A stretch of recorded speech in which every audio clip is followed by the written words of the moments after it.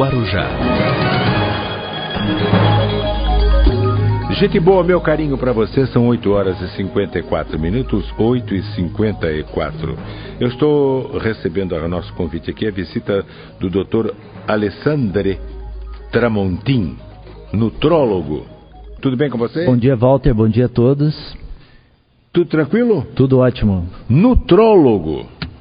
Isso.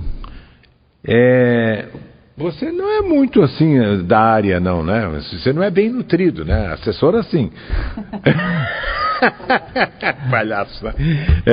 Querido, me explica isso, a função e dentro dessa nossa realidade aqui, o relatório da Organização Mundial de Saúde, hoje, dia 20... Não. Aponta que o consumo de produtos... Aí é aquela história, né? Não precisa nem falar neste, naquele ou naquele. Qualquer coisa enlatada faz mal, é isso? Basicamente, Walter, a ideia da Organização Mundial da Saúde é expor um problema que nós, médicos que trabalhamos na área relacionada aos alimentos, recomendamos já há bastante tempo, que é sempre dar preferência para uma alimentação mais natural do que uma alimentação mais processada. Com isso não quer dizer que nós precisamos eliminar totalmente a alimentação produzida pela indústria, mas nós devemos utilizar essa alimentação com moderação. Então, por exemplo, agora a Organização Mundial da Saúde lançou essa pesquisa, publicou essa pesquisa com relação às carnes processadas. O que são as carnes processadas? São aquelas carnes do estilo bacon, aquelas carnes enlatadas, as salsichas, etc. Não é? Então, foi verificado que um consumo exagerado dessas carnes, principalmente mais de 50 gramas por dia, provocaria, então... Falaste diretamente, esse recado foi para o americano, né? Exatamente, o americano consome muito bacon, é um exagero de alimentação processada que eles consomem, e que essa ingestão exagerada e cotidiana desses produtos elevaria, então, a incidência de câncer, por exemplo, câncer coloretal, não é, dos intestinos, evidentemente, principalmente nas pessoas que têm alguma predisposição genética para isso, mas... O que a Organização Mundial da Saúde, em resumo, falou foi isso, né? Que a alimentação exagerada dessas carnes processadas levaria a uma maior incidência de câncer, principalmente, no caso, o câncer coloretal. No caso das carnes, claro que enlatado, o peixe também é enlatado, mas das três, da carne de gado, da carne de frango e do peixe, dos três enlatados, qual é o menos perigoso, vamos supor assim, se é que a gente pode fazer uma diferenciação, ou o fato de ser enlatado, porque aí entra o conservante, né? Exatamente. Você tocou no ponto fundamental, Walter, que é a metodologia de processamento dessas carnes. Então, o que acontece com essas carnes? Para elas ficarem bastante tempo viáveis ao consumo, é acrescentado muito sal, é acrescentado outros conservantes, produtos químicos, elas são defumadas, passa por uma série de processos, e é esse processo que é o centro do estudo atualmente, certo? As carnes, o exagero no consumo de carnes, de qualquer tipo, também há algumas evidências que não fazem muito bem para a saúde, principalmente o consumo de carne vermelha, né, acima de meio quilo por semana. Também não Olha, atenção, gente, meio quilo, falar isso pro gaúcho, meio quilo por semana. Por semana seria o mais recomendável, né, o consumo de até... Tem um limite, mais ou menos? De até meio quilo por semana, porque a carne vermelha também é benéfica para a nossa saúde, não é? Ela é rica, por exemplo, na vitamina B12, no zinco, uma série de elementos, além da proteína, que são importantes para o ferro, elementos que são importantes para a nossa saúde. Mas agora, sem exagero, né? O problema é o consumo exagerado da carne vermelha. Então, as pesquisas têm mostrado que meio quilo por semana é uma boa medida para a manutenção da saúde. Voltando, qual a carne mais saudável? A vermelha, a carne de frango ou... Eu fico com o peixe, eu como mané, sou do peixe, tranquilamente. Exatamente. É a mais saudável? Você tem toda a razão, Walter. As carnes brancas, elas não estão relacionadas ao aumento das doenças cardiovasculares, nem aumento da incidência de câncer, ao contrário, não é?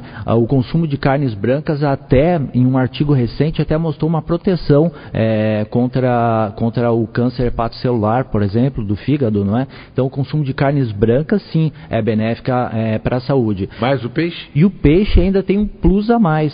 O que o peixe tem? O ômega 3, né? Principalmente os peixes que são de águas frias. Peixe do Pacífico, no caso. Isso, que nós temos, por exemplo, o clássico exemplo do salmão, principalmente o salmão selvagem, que é aquele salmão criado no mar e não em cativeiro. E aqui no Brasil nós temos o belo exemplo da sardinha, que também ela tem componentes ômega 3 bastante razoáveis.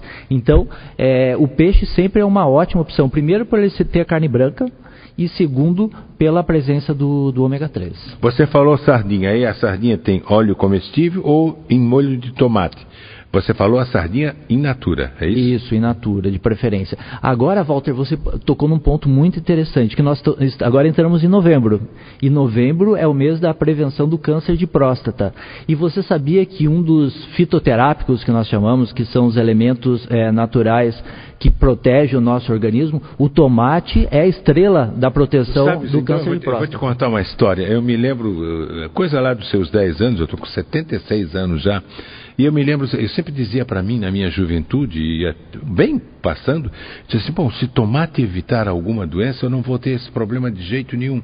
E a coisa de uns 10 anos é que eu descobri a utilidade e a importância do tomate para se evitar o câncer de próstata. Tanto é que no meu exame agora de setembro, meu índice de PSH, 0,98. Para 76 anos, aliás, o Zé Múcio já me disse, vou morrer de qualquer coisa menos disso. 0,98 para 76 anos, eu não devo me preocupar. Exatamente. Então o tomate, rapaz. O tomate, principalmente quando ele é na forma de molho de tomate, porque ele libera uma substância que é um fitoquímico que nós chamamos, que faz bem para a saúde, que é o licopeno. Então o tomate, principalmente ele produzido na forma de molho, principalmente feito em casa, obviamente, ele é rico em licopeno e esse licopeno tem apresentado, segundo os estudos, no molho de tomate, uma excelente proteção para o câncer de próstata. Olha, o doutor Alessandri, eu acho que é o único que tem Alessandri, né? Porque todos são Alessandro, né? É isso, né? Ele falou o seguinte, o molho de tomate feito em casa e não o molho de tomate da latinha. Da latinha, podemos entrar no time do descartável.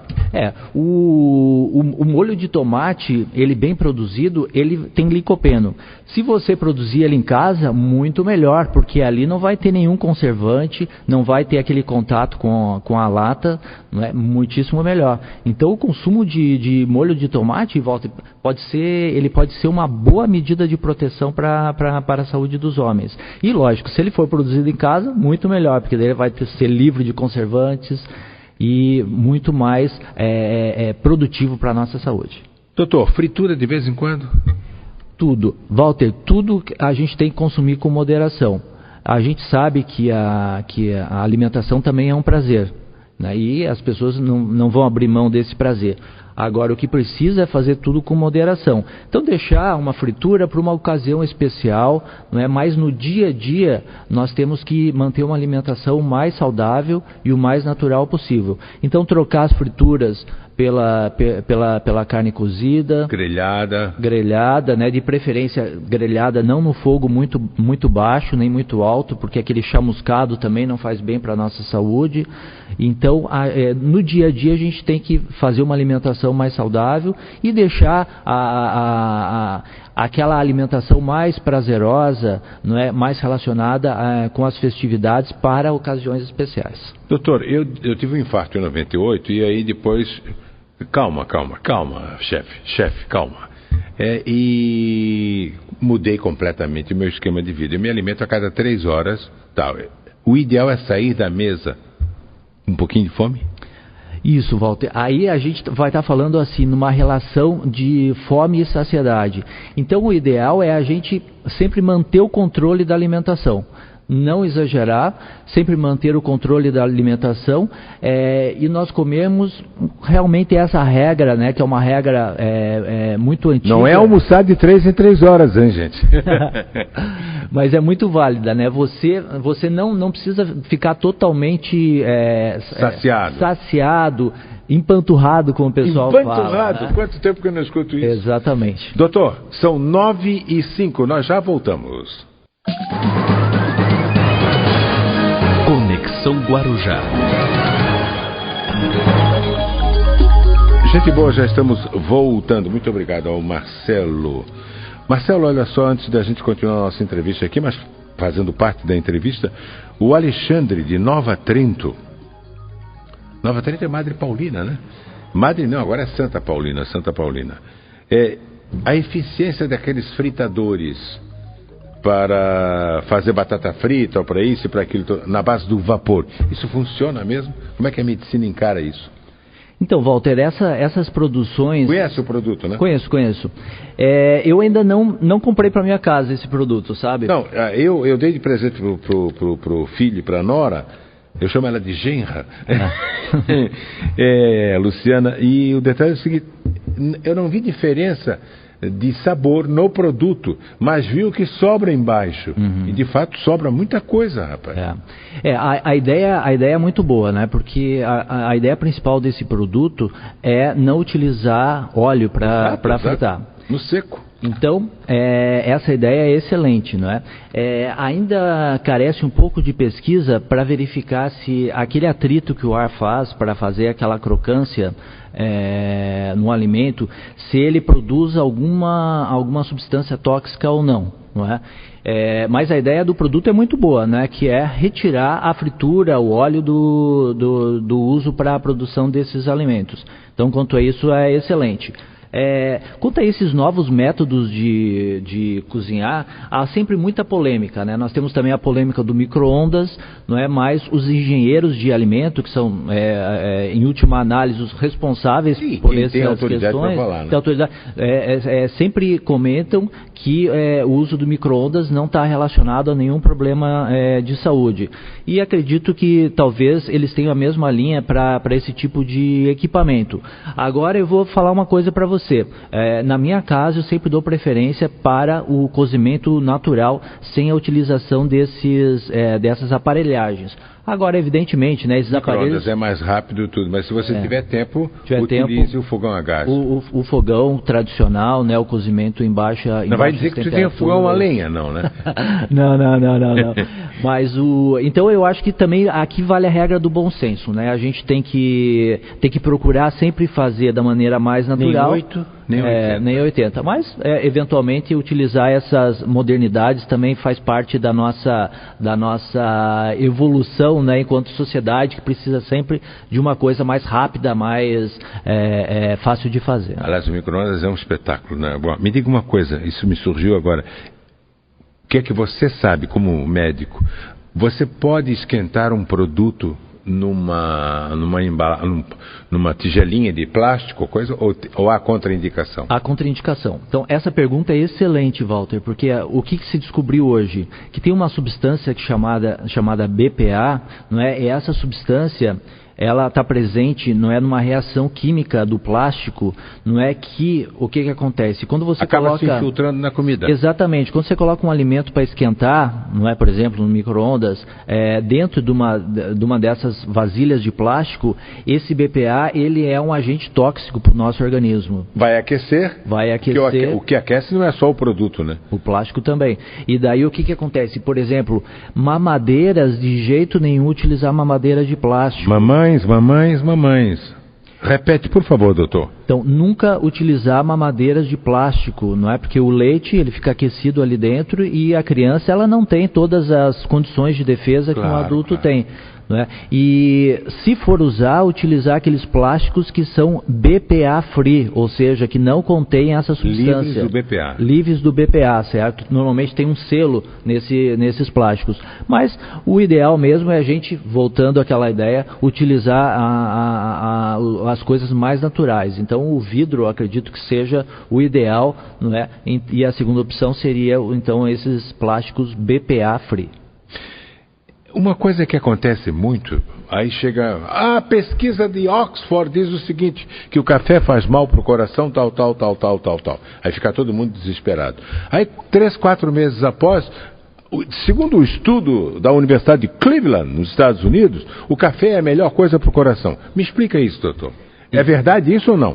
Exatamente, as duas partes... Por que tem essa divergência tamanha de um estudo para outro? Gema do ovo. Isso. Então, por exemplo, porque os estudos eles avançam, né? Os estudos eles avançam e sempre na área da nutrologia, da medicina nutrológica, sempre se está descobrindo coisas novas, estão sendo descobertas coisas novas. Então, por exemplo, a questão do café. Então, lógico que nós não vamos indicar para a pessoa exagerar no café quem tem uma arritmia cardíaca, quem tem um problema de gastrite ou úlcera, mas foi visto que o café diminui a oxidação do LDL colesterol, que são aquelas partículas pequenas e densas de gordura que entopem as nossas coronárias. Que vai exigir uma angioplastia mais tarde. Exatamente. Então, colocação de um stent. Exatamente. Então o café é bom para isso, não é? O café, ele diminui os picos de glicose no sangue. Então aquele indivíduo que come uma sobremesa... O café já vem doce, então. Mas o café é sem açúcar. Sem açúcar. Então, por exemplo, depois de uma sobremesa, talvez seja uma boa ideia tomar um café. Um café sem açúcar, porque diminui aquele pico, aquele aumento rápido de glicose no organismo, que vai fazer duas coisas. Primeiro, esses picos de glicose vão produzir as gorduras, ou seja, vão aumentar a obesidade. E segundo, ao longo dos anos, esses picos de glicose podem fazer o pâncreas cansar e a pessoa ter, quem for predisposto a isso, ter a diabetes tipo 2. Né? Então, o café, ele teria essas duas boas utilidades. Mas também com moderação. Com moderação. O café, ele tem a cafeína, e a cafeína é uma substância química que tem ação no nosso organismo. Por isso que quando a gente toma café, a gente fica mais alerta. Quando a gente toma café em excesso, pode fazer um aumento aí da frequência cardíaca. Então, o café, ele funciona quase como um medicamento. Adoçante. Como nutrólogo, o adoçante faz bem ou faz mal? O adoçante, ele faz bem, mas alguns tipos podem fazer mal. Então, o que nós devemos fazer? Esses adoçantes que são encontrados assim, mais em conta no supermercado, à base de ciclamato e uma série de substâncias químicas, devem ser consumidos com bastante moderação, porque há uma série de estudos que diz que alguns fazem mal e ao longo dos anos consumidos em grande quantidade, outros estudos dizem até que ele provoca mais fome, portanto eles até aumentariam a obesidade. Agora, essa nunca me falaram. Mas isso tudo são estudos. Agora, há adoçantes que são benéficos para a nossa saúde, porque eles diminuem a necessidade da ingestão do açúcar, que também faz mal para o organismo, principalmente quando ingerida em excesso e para pessoas com predisposição a doenças. Então, por exemplo, os adoçantes do tipo que só tem estévia na fórmula, é um bom exemplo do adoçante que pode ser usado, exceto em pacientes que estão grávidas. E qual seria o ideal? 2 gotas, 3 gotas? O estévia até dá para usar um pouquinho mais, porque ele é um pouquinho amargo de gosto, né? Então necessita de umas gotinhas a mais. Agora, a sucralose seria um outro exemplo de um adoçante que tem boa recomendação na área da saúde. E o mascavo? O açúcar mascavo, ele é excelente porque é um açúcar menos processado. Agora, para o indivíduo que está fazendo um tratamento para obesidade ou que tem diabetes, também não é recomendável porque ele também eleva os níveis de glicemia no sangue. Doutor, para a gente encerrar, eu quero liberar o senhor aí, a sua secretária. Verduras, frutas, isso tem que fazer parte do nosso dia a dia, todo dia?